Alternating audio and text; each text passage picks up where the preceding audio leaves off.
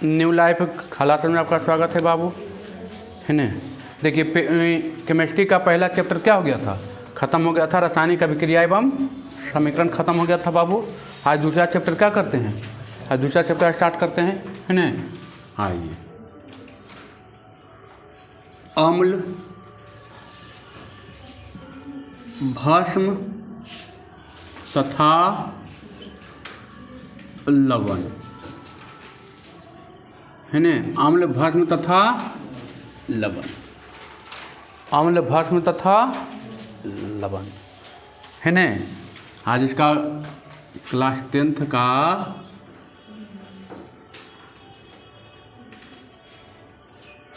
First class होगा बाबू, first part है ना।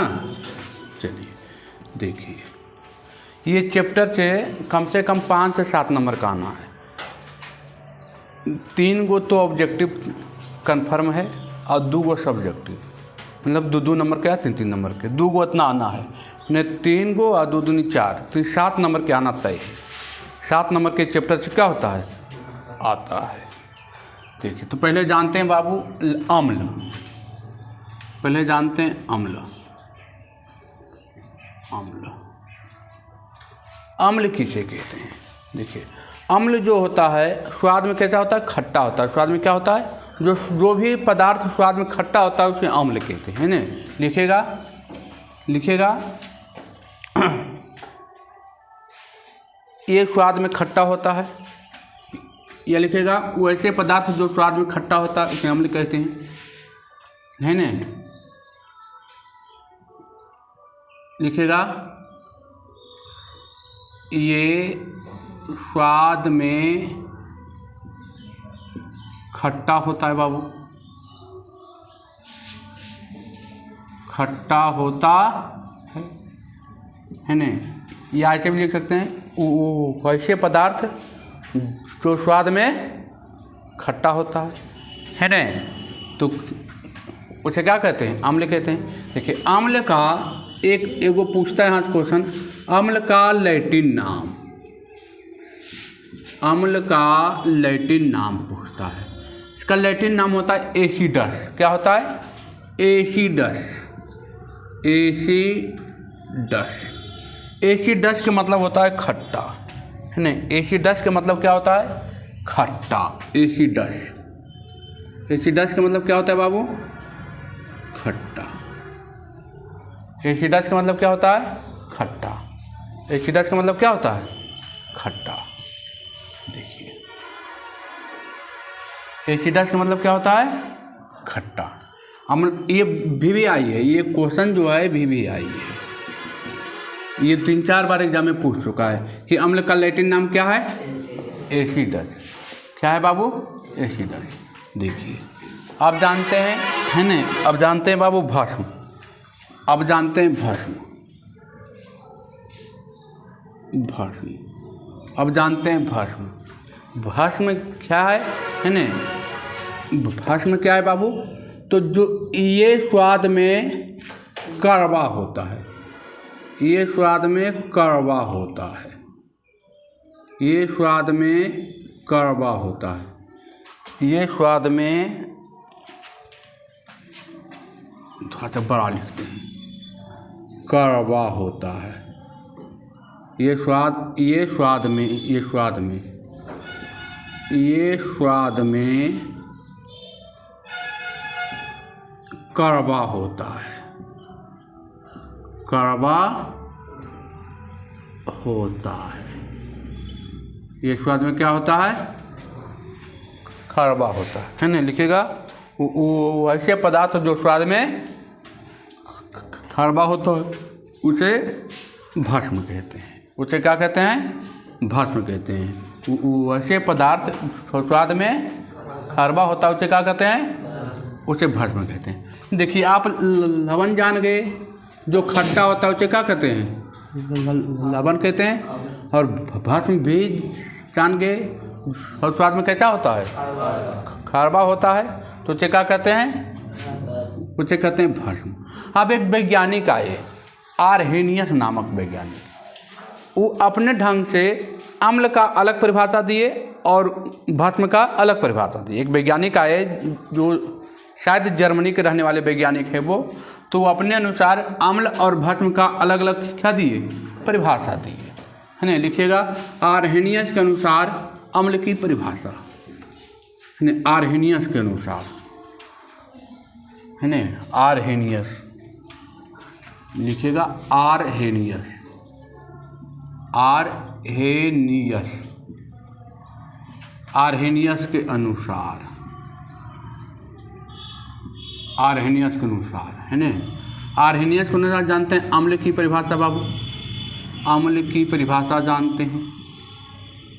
देखिए आर्हेनियस के अनुसार अम्ल की परिभाषा, तो आर्हेनियस साहब का कहना था कि वैसे पदार्थ जो जल में घुलकर, है ना, वैसे पदार्थ जो जल में घुलकर H+ आयन देता है ना, वैसे पदार्थ लिखेगा, वैसे पदार्थ जो जल में घुलकर H+ आयन देता है ना।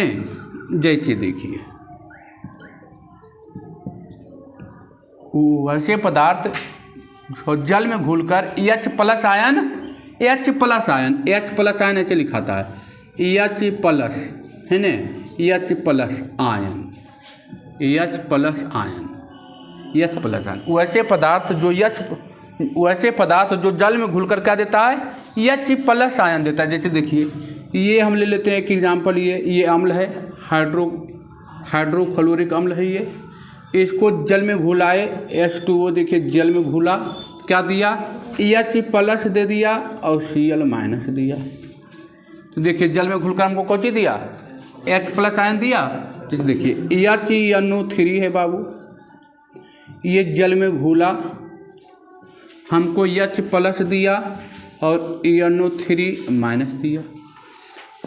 H2SO4 है बाबू, ये हुआ H2+ दिया और क्या दिया, SO4 2- दिया, है ना, ये दिया आपको।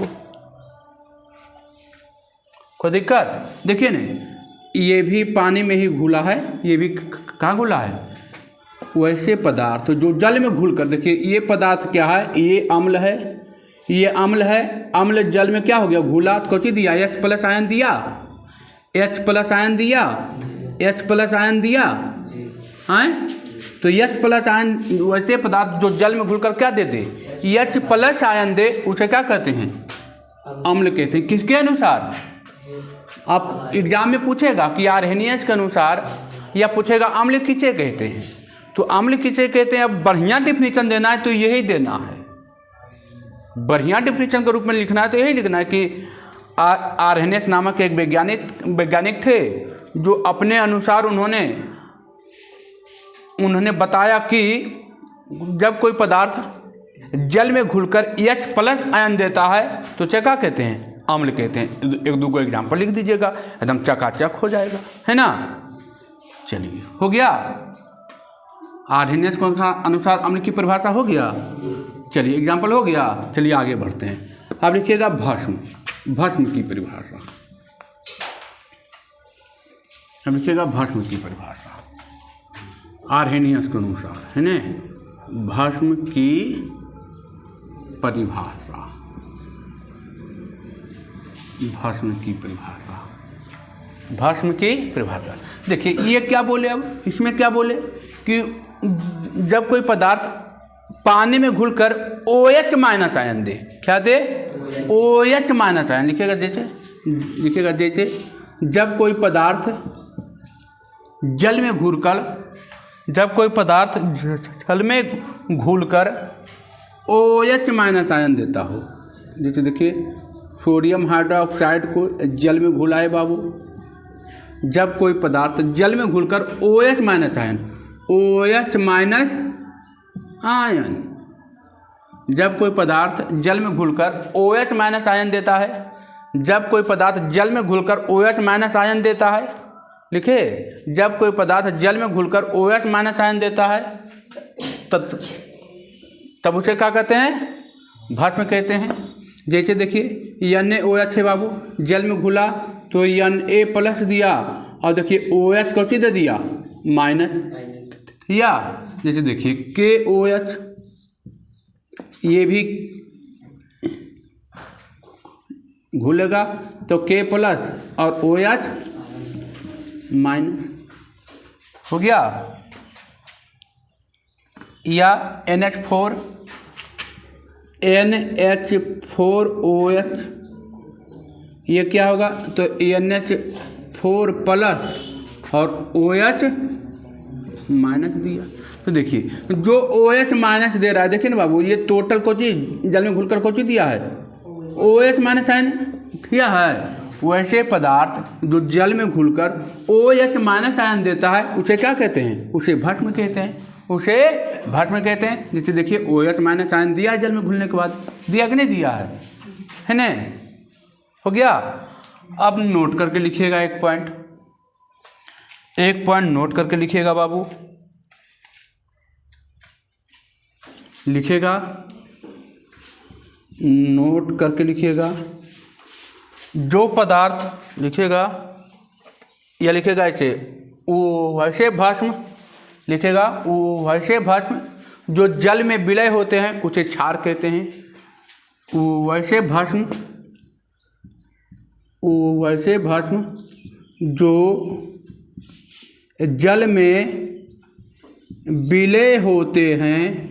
जल में विलय होते हैं, उसे भस्म कहते हैं, उसे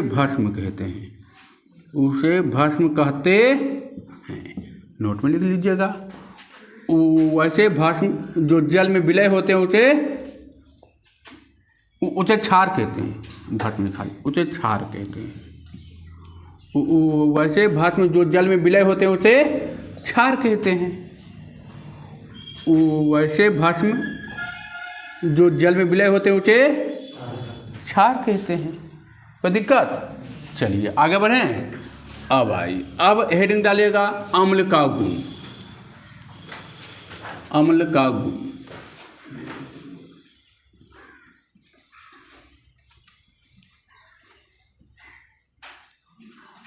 अम्ल का गुण, अम्ल का गुण है ना, लिखिएगा अम्ल का गुण। या अम्ल का गुण से पहले उदासीनीकरण लिखे, तो उदासीनीकरण, उसके बाद पढ़ेंगे अम्ल का गुण। उदासीनीकरण अभिक्रिया हम आपको पढ़ाए थे, हम बोले थे भी वहाँ पर बोले थे कि अभी 3-4 बार आएगा उदासीनिक। एक बार रासायनिक अभिक्रिया में आया था, रासायनिक अभिक्रिया में आया ना उदासीनीकरण अभिक्रिया। वैसा अभिक्रिया जब कोई अम्ल किसी भस्म के साथ अभिक्रिया करता है तो लवण और जल का निर्माण करता है, तो उसे कहते थे उदासीनीकरण अभिक्रिया। वही यहाँ पर भी है। ये देखिए अम्ल है, अम्ल कैसा होता है, खट्टा। ये भस्म है, भस्म कैसा होता है, अभी तो बताए थे है ना। और ये बनाएगा कुछ लवण। तो लवण जो होता है ना खट्टा होता है ना कड़वा होता है, कैसा होता है, नमकीन होता है,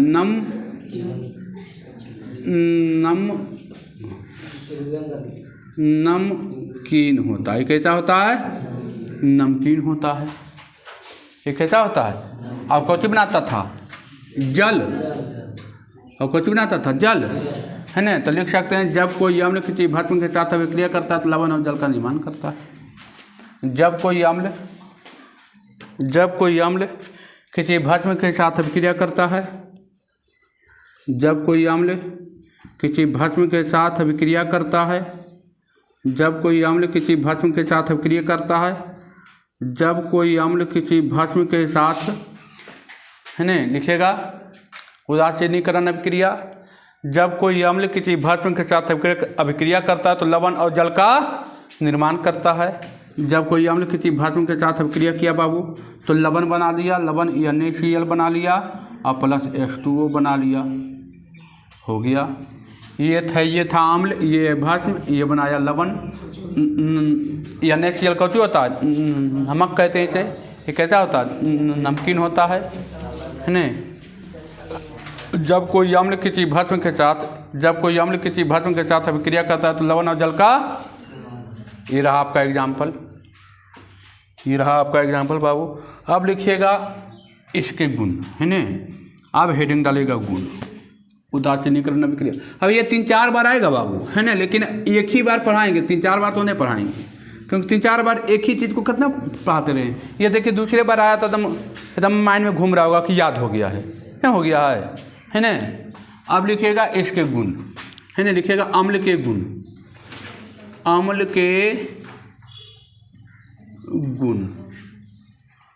देखिए अम्ल के गुण।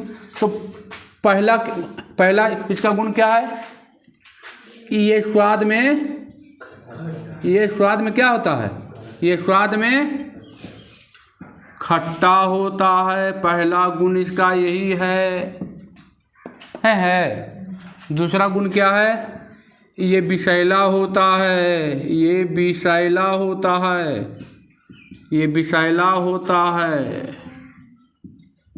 तीसरा गुण क्या है, ये संक्षारक के रूप में इस्तेमाल किया जाता है, ये संक्षारक के रूप में इस्तेमाल किया जाता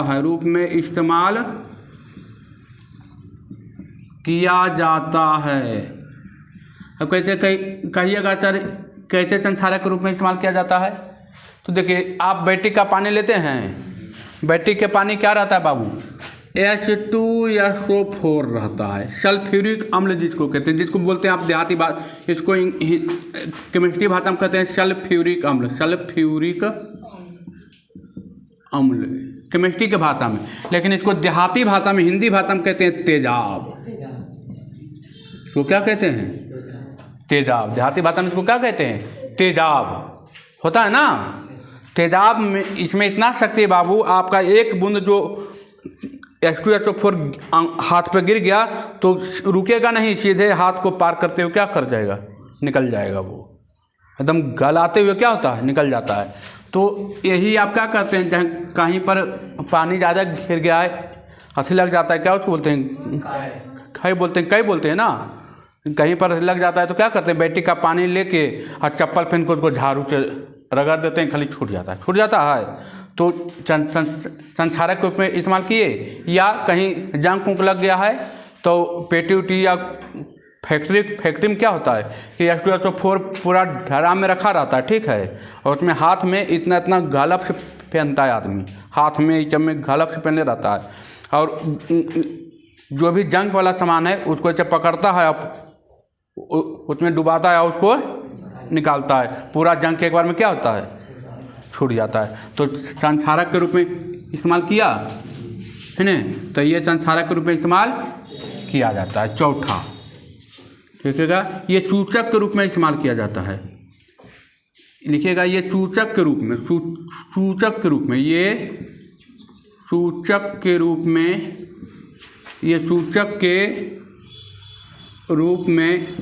इस्तेमाल किया जाता है,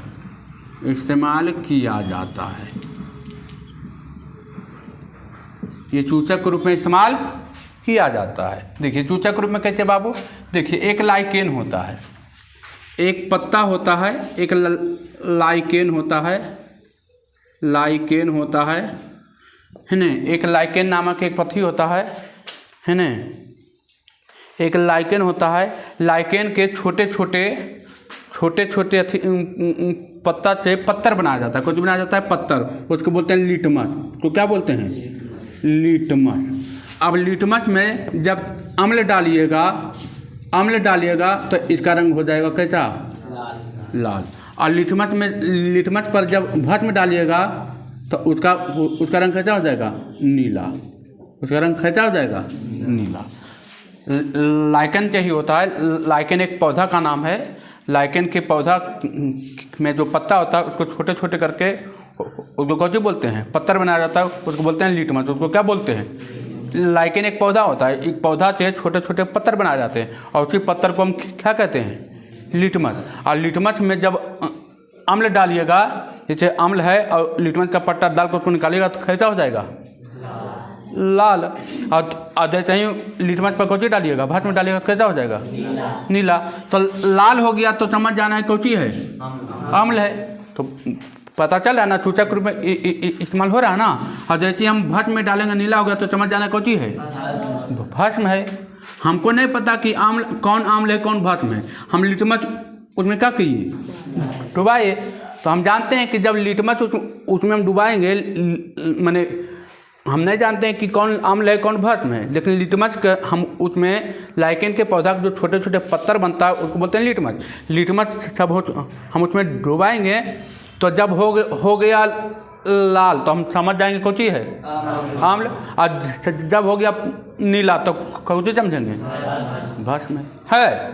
तो उसका इस्तेमाल हो रहा है, ये सूचक के रूप में इस्तेमाल किया जाता है। तो आपके अथी में एक मैंने छोटा सा याद करने वाला उसमें आपको दिया गया है, लिखिएगा। छोटा सा एक दिया है आपको याद करने के लिए सूचक वाला में। ये पट्टी है, लिखिए देते हैं, ये सूचक। और एक है रंग परिवर्तन। रंग परिवर्तन हम बताएं अभी तुरंत। रंग परिवर्तन जैसे देखिए रंग परिवर्तन, तो देखिए इसमें दो को है। एक पट्टी लिख देते हैं कौची, आम्ल। एक पट्टी लिख देते हैं क्षार। क्षार या भस्म, क्या है, क्षार या क्षारीय। देखिए अब देखिए, आपको हम बोले थे कौची बोले थे, लिटमस। तो लिटमस में हम जब अम्ल को डालेंगे तो कौची हो जाता है, लाल हो जाता है। क्षार में डालते तो कौची हो जाता है, नीला हो जाता है, कौची हो जाता है, नीला हो जाता है। एक है मिथेल ऑरेंज। मिथेल ऑरेंज जब हम डालेंगे, मिथेल ऑरेंज है ना, मिथेल ऑरेंज मिथिल ऑरेंज है। मिथिल ऑरेंज में को जब हम अम्ल में डालेंगे तो कौची हो जाएगा, लाल हो जाएगा। कौची हो जाएगा, लाल हो जाएगा। और क्षार में डालेंगे तो कैसा हो जाएगा, पीला हो जाएगा। कैसा हो जाएगा, पीला हो जाएगा बाबू। क्षार में डालेंगे कैसा हो जाएगा, लिटमस को लाल में डालते हैं, लिटमस को अम्ल में डालते हैं कैसा हो जाएगा, लाल। और लिटमस को हम क्षार में डालते हैं कैसा हो जाता है, नीला। और मिथेल ऑरेंज को हम अम्ल में डालेंगे तो कैसा हो जाएगा, लाल। और मिथेल ऑरेंज को हम क्षार में डालेंगे तो कैसा हो जाएगा, पीला हो जाएगा। उसी तरह आपका बहुत सारा दिया है बाबू, है न। जैसे दिया है मिथिल, हल्दी दिया है बाबू। हल्दी को अम्ल में डालते हैं कैसा होता है, पीला। कैसा होता है, पीला। और क्षार में डालते हैं तो लाल भूरा। कैसा है, लाल भूरा, है न। कुछ होता है, लाल भूरा होता है। फिनोप्थोलिन है एगो बाबू, फिनोप्थोलिन है।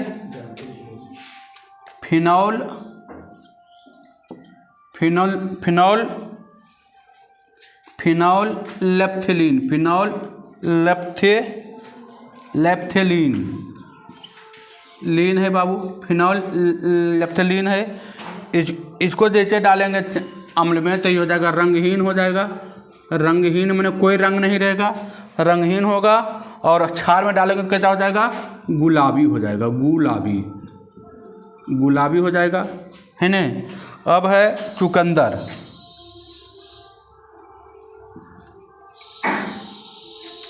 चुकंदर है बाबू। चुकंदर को जैसे डालेंगे अम्ल में तो कैसा हो जाएगा, लाल बैगनी। कैसा हो जाएगा, लाल बैगनी हो जाएगा। और ये कैसा हो जाएगा, क्षार में डालेंगे तो कैसा हो जाएगा, पीला हो जाएगा। कैसा हो जाएगा, पीला हो जाएगा, है न। अंतिम है, क्या है, लाल पत्ता गोभी। लाल पत्ता गोभी, है ना, लाल पत्ता गोभी। लाल गोभी का पत्ता, हाँ, लाल गोभी का पत्ता लिख दीजिए। लाल गोभी का पत्ता, ये कैसा हो जाता है जब अम्ल में डालते हैं बाबू, तो हो जाता है लाल बैगनी, है ना, लाल बैगनी। लाल बैगनी, और जब अम्ल अथी में डालते हैं क्या हो जाता है? हरा। कुछ हो जाता है? हरा। देखिए इसमें एक से दो आपको एक हर चाल पूछता है, इतने में आपको एक हर चाल पूछेगा। लिटमस को जैसे अम्ल में डालेंगे तो कैसा हो जाएगा? लाल, और लिटमस को क्षारीय में डालेंगे तो कैसा हो जाएगा? नीला। कैसा हो जाएगा? नीला, है ना। आगे बढ़ते हैं। देखिए मीठे ऑरेंज को जैसे अम्ल में डालेंगे तो कैसा हो जाएगा? लाल, और क्षार में डालेंगे तो पीला। हल्दी को पीला, और इसमें डालेंगे तो फेनोल्फथलीन को डालेंगे तो रंगहीन और गुलाबी। अम्ल में डालेंगे तो रंगहीन, और क्षार में डालेंगे तो गुलाबी। चुकंदर को अम्ल में डालेंगे तो लाल और बैगनी, और क्षार में डालेंगे तो कैसा हो जाएगा? पीला। लाल गोभी पत्ता में डालेंगे तो लाल बैगनी, और इसमें हरा। ये आपको एगो ने एगो यहाँ से पूछ देगा, एगो ने एगो एकदम भी आई है बाबू, है ना, एकदम भी आई है। एगो आपको ये पूछेगा यहाँ से, है ना, एगो यहाँ से क्या करेगा? ये पूछेगा। आगे बढ़ें, चलिए। एगो ही पूछेगा, है ना, एगो यहाँ से पूछ देता है। आपको एक नंबर में आना ही आना है ना, ऑब्जेक्टिव में आना ही आना है। कह देगा कि लिटमस को जब अम्ल में डुबाया जाता है तो उसका रंग कैसा हो जाता है? लाल होता है ना। चलिए आगे बढ़ें।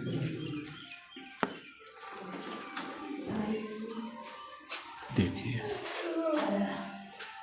हाँ जबरदस्त हाफिल लो कि अब हेडिंग डालिएगा। हेडिंग क्या है? अभिक्रिया रिएक्शन है, लिखेगा अम्ल तथा भस्म की धातु के साथ अभिक्रिया। अम्ल तथा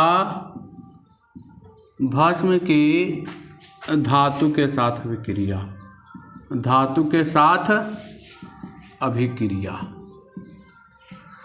अभिक्रिया। अम्ल तथा भस्म की धातु के साथ अभिक्रिया। देखिए जब कोई अम्ल लिखते हैं, ये अम्ल है बाबू और ये भस्म है। अम्ल या क्या है? भस्म है, और ये धातु है। तो धातु कैसन का बात धातु है? जो हाइड्रोजन से ज़्यादा अभिक्रियाशील धातु यहाँ पर लेना है, यहाँ पर लेना है हाइड्रोजन से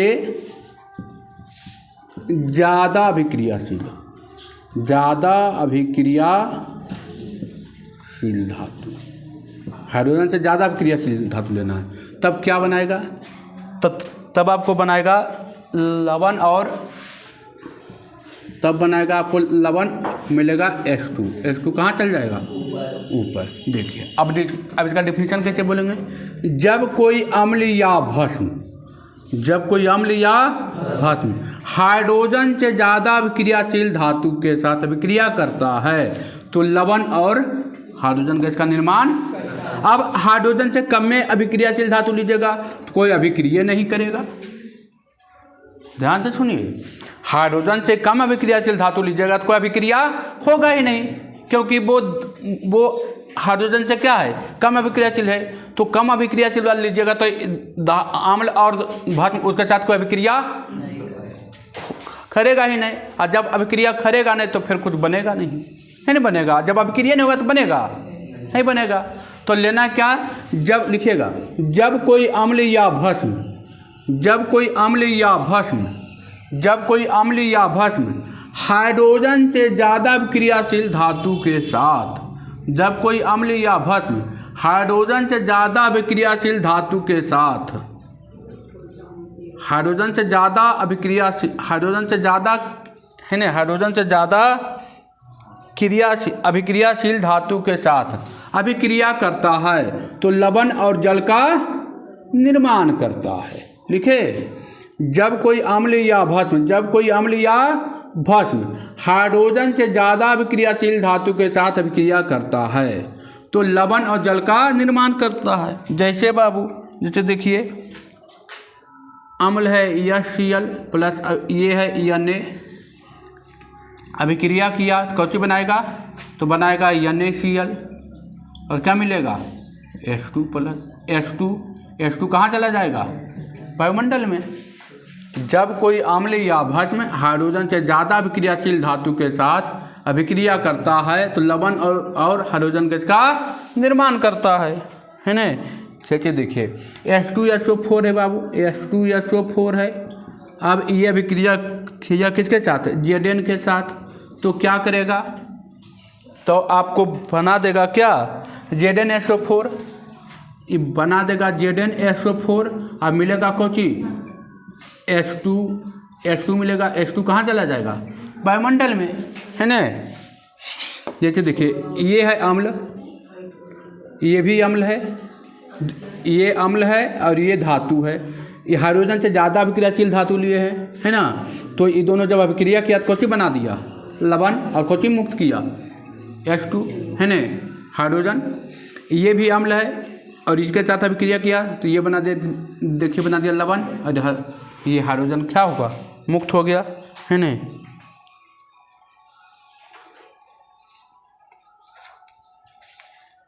हो गया। चलिए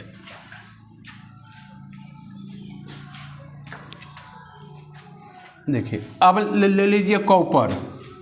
जैसे यह Cl ले लिए और ले लिए कॉपर। अब इसके साथ कोई अभिक्रिया ही नहीं होगा, क्योंकि ये कॉपर जो है अभिक्रियाशील, याद होना चाहिए। ये कॉपर जो है हाइड्रोजन से कम अभिक्रियाशील है, तो इसके साथ कोई अभिक्रिया नहीं होगा, कुछ काम में नहीं करेगा, है ना। कुछ काम में नहीं करेगा बाबू, ठीक है, कुछ काम में नहीं करेगा। बेचारा साथ कोई संबंध ही नहीं बन रहा है, इससे कम अभिक्रियाशील है। ये कॉपर जो है कम अभिक्रियाशील है। अब कम अभिक्रियाशील है तो ये कोई अभिक्रिया नहीं करेगा। तो नोट करके लिख सकते हैं, नोट करके लिख सकते हैं क्या? कि हाइड्रोजन से कम अभिक्रियाशील धातु लेने पर कोई अभिक्रिया, इसमें कोई अभिक्रिया नहीं होती है। हाइड्रोजन से कम अभिक्रियाशील धातु के साथ अम्ल या भस्म कोई अभिक्रिया नहीं करता है ना। हाइड्रोजन से कम अभिक्रियाशील धातु लेने पर अम्ल और भस्म कोई अभिक्रिया नहीं करती है ना, कोई अभिक्रिया नहीं करती है। हो गया। आगे बढ़ते हैं बाबू।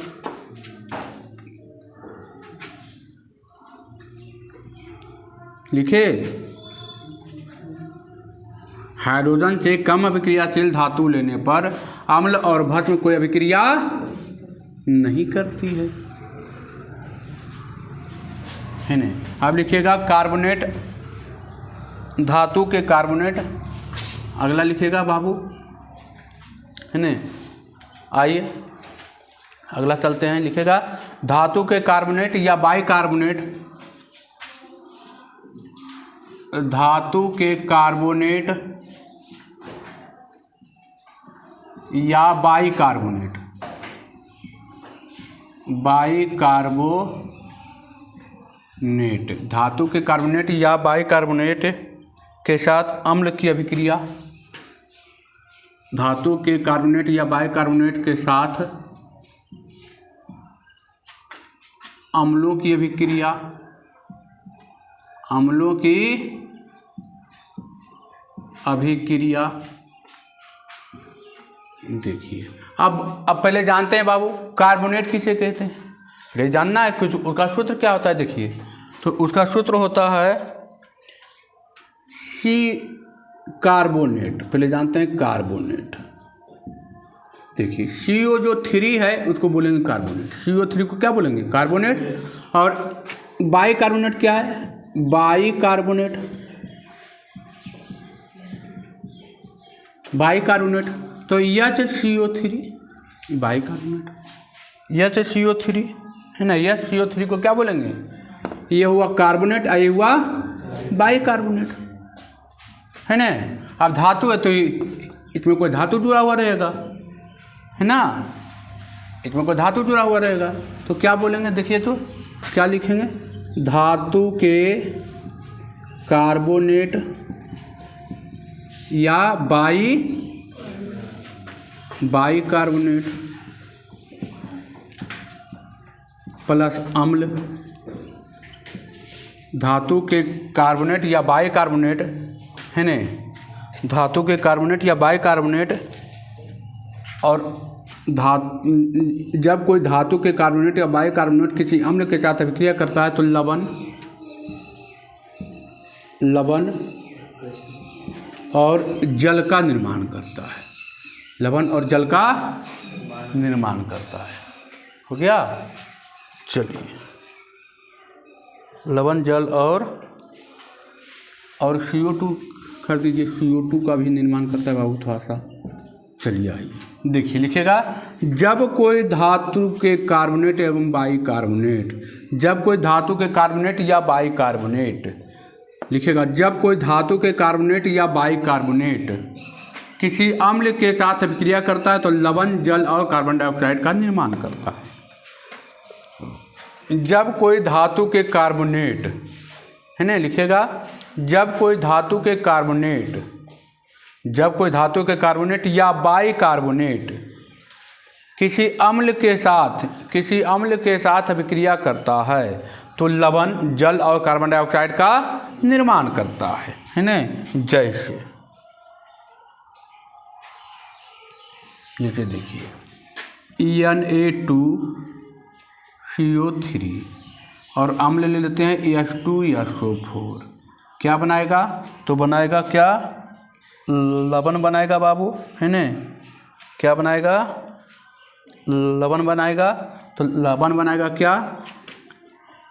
Na2SO4 और क्या बनाएगा? जल बनाएगा H2O और क्या बनाएगा? CO2 कहाँ जाएगा? वायुमंडल में जाएगा। ये देखिए धातु है, ये कार्बोनेट है, ये देखिए अम्ल है, ये इसके साथ अभिक्रिया करके ये बना दिया, देखिए लवण बना दिया, ये जल बनाया, ये कार्बन डाइऑक्साइड बनाया, है ना। जब कोई अम्ल किसी धातु के साथ अभिक्रिया करता है तो लवण और जल का निर्माण करता है। एक लेते हैं बाबू बाइकार्बोनेट से, देखिए तो Na+CO3 और क्या है उसके साथ HCl, है ना, HCl। अब ये क्या बनाएगा? तो ये बनाएगा NaCl, ये बनाएगा NaCl प्लस क्या बनाएगा? H2O बनाएगा और प्लस CO2 बनाएगा, देखिए, है ना। चलिए, ये था सोडियम कार्बोनेट, इसको बोलते हैं, इसको सोडियम बाइकार्बोनेट बोलते हैं, क्योंकि देखिए बाइकार्बोनेट है, यहाँ देखिए बाइकार्बोनेट, ये बोलते हैं सोडियम इसको बोलते हैं सोडियम कार्बोनेट, है ना, इसको बोलते हैं सोडियम बाइकार्बोनेट, है ना। ये देखिए सल्फ्यूरिक अम्ल है जिसको H2SO4 कहते हैं, जिसको तेजाब हम बोले थे, ये हाइड्रोक्लोरिक अम्ल है ना। देखिए तो ये दोनों अभिक्रिया क्या कुछ बनाया? नमक बनाया, जल बनाया और कार्बन डाइऑक्साइड बनाया, है ना। जब कोई धातु के कार्बोनेट एवं बाइकार्बोनेट, जब कोई धातु के कार्बोनेट या बाइकार्बोनेट किसी अम्ल के साथ क्या करता है? अभिक्रिया करता है, किसी अम्ल के साथ अभिक्रिया करता है तो लवण जल और कार्बन डाइऑक्साइड का क्या करता है? निर्माण करता है। पढ़ना भी ऐसा ही है बाबू, रटना नहीं है। जब कोई धातु के कार्बोनेट एवं बाइकार्बोनेट, या जब कोई धातु के कार्बोनेट या बाइकार्बोनेट किसी अम्ल के साथ अभिक्रिया करता है तो लवण जल और कार्बन डाइऑक्साइड का निर्माण करता है। ये रहा आपका कुछ एग्जाम्पल, है ना। चलिए,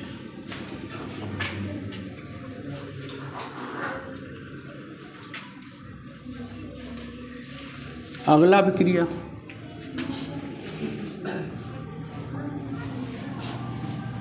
अगला अभिक्रिया लिखेगा अम्ल, लिखेगा अम्ल भस्म के साथ अभिक्रिया, अम्ल भस्म के साथ अभिक्रिया, अम्ल भस्म के साथ अभिक्रिया, अम्ल भस्म के साथ अभिक्रिया, लिखे अम्ल भस्म के साथ अभिक्रिया। देखिए अभी पढ़ाए हैं, कभी पढ़ाए हैं अम्ल और भस्म के साथ अभिक्रिया, उदासीनीकरण अभिक्रिया। जैसे देखिए आपको हो गया HCl अभिक्रिया किया, कुछ बनाया, NaOH के साथ किया, कुछ बना दिया था, आपको बनाया था NaCl और बनाएगा कुछ H2O जल बनाएगा। तो वही था, जब कोई अम्ल किसी भस्म के साथ अभिक्रिया करता है तो लवण और जल का निर्माण करता है, उसे ही कहते हैं क्या? उदासीनीकरण अभिक्रिया, उसे ही कहते हैं ना। आगे बढ़ते हैं। ये तो वही है, लिखते चलिए, लिख लिए चाहिए, है नहीं, ऐसे ही लिख लीजिए, है नहीं। ये अम्ल है बाबू, ये क्या है, अम्ल है, ये भस्म है। अब क्रिया किया, कौन बनाया, लवण और जल बनाया। अगला ये उदासीनीकरण अभिक्रिया ही है बाबू, है ना, लिखिएगा। अगला धातु के ऑक्साइड की अम्ल के साथ अभिक्रिया। धातु के ऑक्साइड, धातु के ऑक्साइड, धातु के ऑक्साइड की अम्लों के साथ अभिक्रिया। धातु के ऑक्साइड के अम्लों के साथ अभिक्रिया, अम्लों के साथ अभिक्रिया नहीं। अब धातु के ऑक्साइड मूलतः क्या होते हैं बाबू, लिखिएगा। धातु के ऑक्साइड धातु के ऑक्साइड लिखिएगा। धातु के ऑक्साइड मूलतः भस्म होते हैं। क्या होते हैं, भस्म होते हैं। धातु के ऑक्साइड क्या होते हैं, मूलतः भस्म होते हैं। धातु के ऑक्साइड क्या होते हैं, मूलतः भस्म होते हैं। एकदम कंटिन्यू पढ़िए, कोई एकदम गलबातचीत नहीं, है ना, एकदम 50 मिनट जम के पढ़ा जाएगा। धातु के ऑक्साइड क्या होते हैं, मूलतः भस्म होते हैं। अभी देखिए भस्म है, ये कौची हो गया, भस्म हो गया ना, ये कौची हो गया, धातु के ऑक्साइड कौची हो गया, भस्म ना। इसका जो गुण है, कैसा गुण है, तो पूछेगा धातु के ऑक्साइड क्या होते हैं, तो भस्म होते हैं। क्या होते हैं, भस्म होते हैं, है ना। इसका गुण होता है भस्म वाला। तो ये देखिए हो गया भस्म। आई कौची है, अम्ल, ये कौची है, अम्ल, ये कौची है, अम्ल। तो क्या बनाएगा, लवण और जल, वही रिएक्शन है ना, वही रिएक्शन है। चलिए आपको एग्जाम्पल चाहिए तो ले लीजिए। एग्जाम्पल में आपको ले लेते हैं क्या, CuO भस्म है, CuO प्लस H2SO4 ले लीजिए, है ना, H2SO4 ले लीजिए और अभिक्रिया हरा दीजिए तो बनेगा क्या, CuSO4 और प्लस H2O बनेगा। जब कोई अम्ल किसी भस्म के साथ अभिक्रिया करता है तो लवण और जल का निर्माण करता है। अब आगे आइए, अधातु के, धातु लिए तो अब वो अधातु ले लीजिए, अधातु के साथ अभिक्रिया, है ना। अगला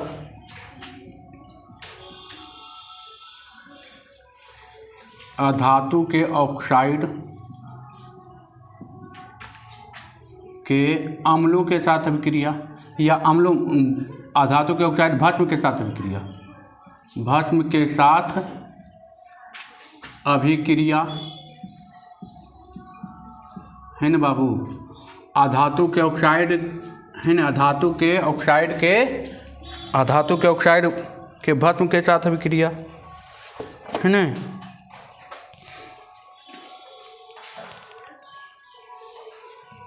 अधातु के ऑक्साइड के भस्म के साथ अभिक्रिया। देखिए अधातु के ऑक्साइड होते हैं मूलतः क्या होते हैं, अम्ल होते हैं। ये कौन से होते हैं बाबू, मूलतः अम्ल, लिखेगा। अधातु के ऑक्साइड मूलतः अम्ल होते हैं। अधातु के ऑक्साइड मूलतः अम्ल होते हैं। अधातु के ऑक्साइड मूलतः क्या होते हैं, अम्ल होते हैं।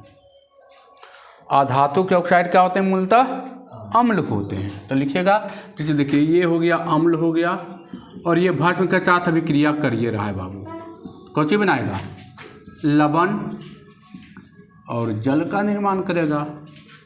वही है, उदासीनीकरण अभिक्रिया भी यही है, वही है ना। अरे ये क्या हो गया, ये अम्ल हो गया, तो अम्ल और भस्म कौन सी, कौन अभिक्रिया, उदासीनीकरण अभिक्रिया होगा, है ना। एग्जाम्पल डालना चाहते हैं तो डाल लीजिए। अम्ल हो गया क्या, अम्ल हो गया CO2 प्लस CaOH सफिक्स 2। अब ये क्या बनाता है, तो CaCO3 यही तो बना रहा है, अब प्लस H2O बनाएगा। ये हो गया, है ना, ये बना दिया।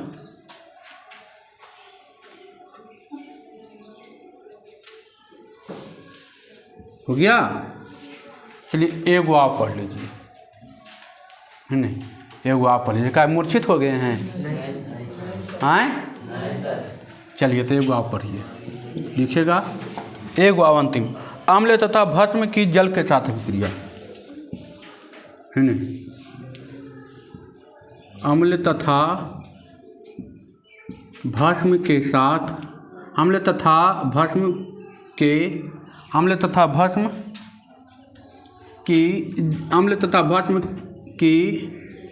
जल के साथ अभिक्रिया, जल के साथ अभिक्रिया, अम्ल तथा भस्म की जल के साथ अभिक्रिया। देखिए अम्ल है बाबू या भस्म है, जल के साथ अभिक्रिया करता है, किसके साथ? जल के साथ अभिक्रिया करेगा तो क्या बनाएगा? हाइड्रोनियम आयन बनाएगा। क्या बनाएगा? Hydronium ion. और क्या बनाएगा? ऋण आयन। और क्या बनाएगा? ऋण आयन। क्या बनाता है? ऋण आयन। हाँ, ऋण आयन और जल, ऋण आयन। और क्या बनाता है? और बनाता है H2, और क्या बनाता है? ऊष्मा देता है। और क्या देता है? ऊष्मा देता है। और क्या देता है?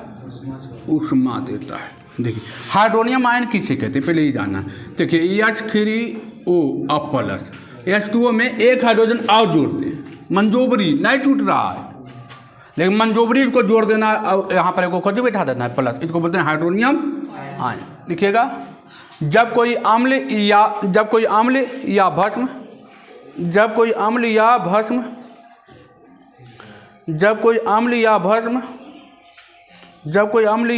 जल के साथ अभिक्रिया करता है, जब कोई अम्ल या भस्म जल के साथ अभिक्रिया करता है तो हाइड्रोनियम आयन, ऋण आयन और ऊष्मा का निर्माण करता है।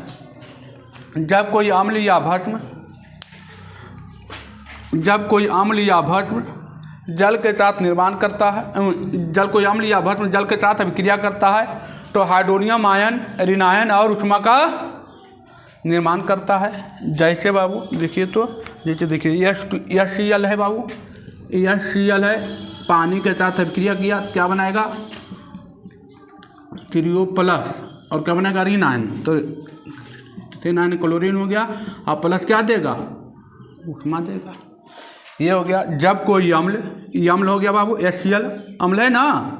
जब कोई अम्ल या भस्म किसी जल के साथ अभिक्रिया करता है तो हाइड्रोनियम आयन, ऋण आयन और ऊष्मा का निर्माण करता है ना। ये देखिए हो गया HCl अम्ल हो गया बाबू, ये जल है, ये दोनों के साथ अभिक्रिया क्या बनाया? हाइड्रोनियम आयन देखिए बनाया, और ऋण आयन में कौन बनाया? क्लोरीन बनाया, और बहुत ऊष्मा का क्या किया?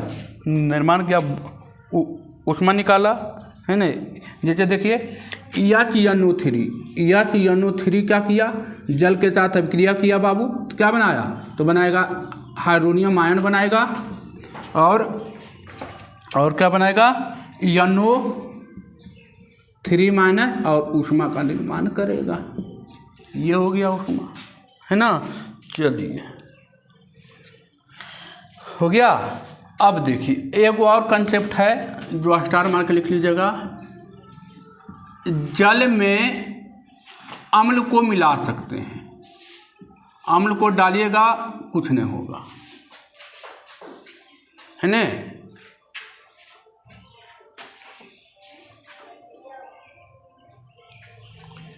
हो गया। जब कोई अम्ल या भस्म जल के साथ अभिक्रिया करता है तो हाइड्रोनियम आयन, ऋण आयन और ऊष्मा का निर्माण करता है। ये रहा आपका एग्जाम्पल, है ना। चलिए आइए देखिए, अब क्या है, आप ले लिए हैं 1 ड्राम जल और उसमें 1 लोटा अथी मिला दीजिएगा, अम्ल मिलाइएगा, तो कोई उतना प्रभाव जल पर नहीं पड़ेगा। लेकिन 1 ड्राम जल है और 1 लोटा पानी में मिला दे रहे हैं तो कहीं ना कहीं आप पर खतरा है, क्योंकि जैसे ही पानी उसमें गिरेगा वो क्या मारेगा? उफान मारेगा, वो आपके शरीर पर आके गिर जाएगा वो। तो जल में अम्ल को क्या करते हैं आप? डाल सकते हैं, लेकिन अम्ल को जल में, माने इसको आप इसमें डाल नहीं सकते, नहीं तो ये आपका जान भी ले सकता है ना। आपको पूरा पिघला देगा। देखते हैं किसी का लड़कियों की देखते होंगे पेपर पर में, किसी का चेहरा पर तेजाब फेंक देता है तो चेहरा क्या होता है? बेकार हो जाता है, नहीं हो जाता है, सूरत से बदसूरत में बदल जाता है ना। तो ये रहा जल, जल में अम्ल को डाल सकते हैं। जैसे एक ड्राम जल है और 1 लोटा अम्ल उसमें डाले हैं, तो कोई आपको उफान नहीं मारेगा, आराम से एडजस्ट करेगा। लेकिन जैसे ही 1 ड्राम अम्ल है और उसमें 1 लोटा कौची डालिएगा, ये पूरा उछल जाएगा, क्योंकि ये तेजाब होता है, खोलता है। जैसे ही इसमें डालिएगा ये क्या होगा, उफान मारेगा और आपके बॉडी पर क्या हो जाएगा, आके पड़ जाएगा, आपका बॉडी क्या हो जाएगा, गल जाएगा, आपका बॉडी खराब हो जाएगा। इस चलते अम्ल को जल में डाल सकते हैं, लेकिन जल को अम्ल में डाल नहीं सकते।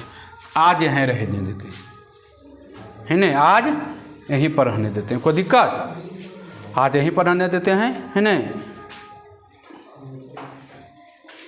आज यहीं पर रहने देते हैं बाबू।